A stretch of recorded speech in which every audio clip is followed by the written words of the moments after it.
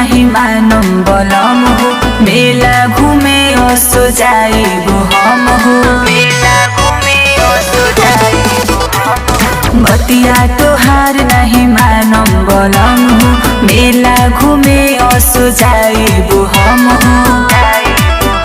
अब जाके बजरिया से चुनरी ले आई, धनी पर साल मेला घुमा दे, तोके बलिया क मूर्ति देखा दे।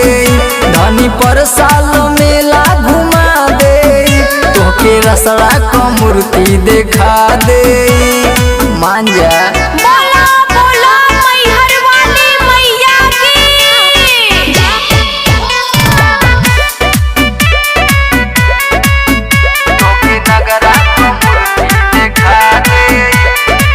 दर्शन करे सैया सब लोग जाला, बतिया हमार नहीं तोहरा सुनाला। असो भर पैसा के बाधनी कमी, कैसे के मेला घूमे जइबू तू नौमी। बताव काहे जिद कइले बाड़ू। सुनी दर्शन करे सैया सब लोग जाला, बतिया हमार नहीं तोहरा सुनाला। असो भर पैसा के बाधनी कमी, कैसे के मेला घूमे जइबू तू नौमी।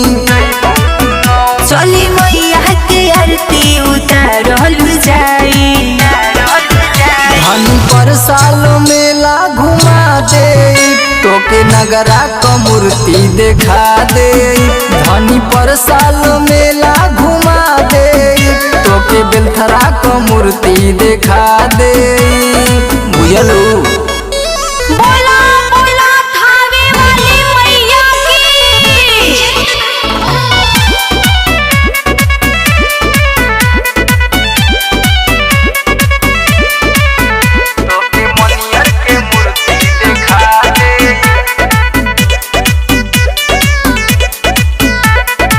मनु में ललसा चुनरी चढ़ैती, रिंकू राजा से जागरण करैती। घर ही में पूजा पाठ धनी हो कल, 9 दिन मैया ला कलसा तू धल। अरे धल ना भरही ना हम जाई।